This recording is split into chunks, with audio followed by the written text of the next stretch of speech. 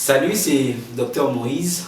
Aujourd'hui, je viens dans la rubrique La réponse à vos questions pour répondre à quelques-unes des questions de mes abonnés qui m'ont posé en rapport avec les vidéos que j'avais postées.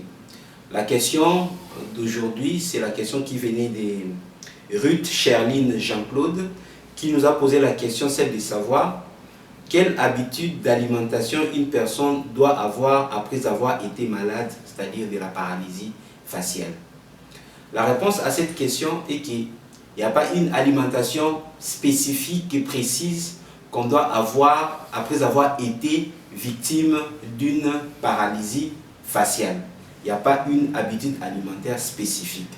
Mais je voulais soulever un point. Souvent, lorsque la personne a souffert d'une paralysie faciale et qu'il reste des séquelles, notamment en rapport avec une déviation de la bouche d'un côté, on recommande si souvent aux malades de pouvoir mâcher du chewing-gum.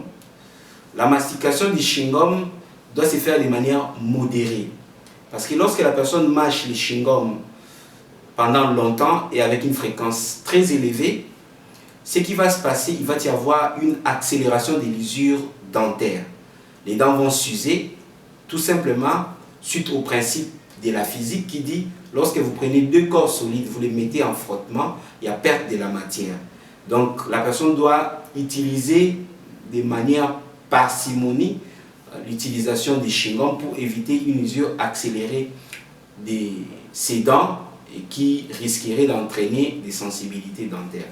La deuxième des choses, c'est que s'il doit mâcher les chewing-gums, il doit utiliser les chewing-gums sans sucre. Parce qu'en utilisant les chewing-gums avec sucre, il risque de développer la carie dentaire.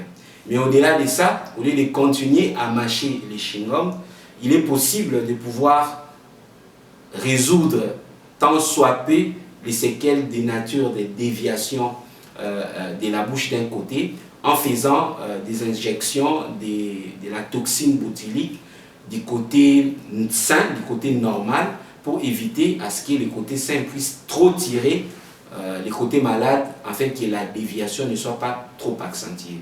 Donc c'était ça la réponse que je pouvais donner à notre abonné en rapport avec la question liée aux séquelles de paralysie faciale.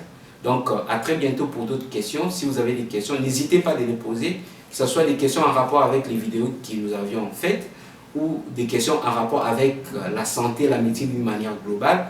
Posez vos questions, nous allons faire une vidéo spéciale pour vous pour répondre à vos questions. Et par conséquent, n'oubliez pas de vous abonner, de cliquer la cloche, d'activer toutes les notifications. Comme ça, vous ne raterez aucune des vidéos santé que nous publions régulièrement sur notre chaîne. Et aussi partager nos contenus à d'autres personnes afin qu'ils puissent bénéficier des informations sanitaires que nous diffusons sur cette chaîne. Merci et à très bientôt.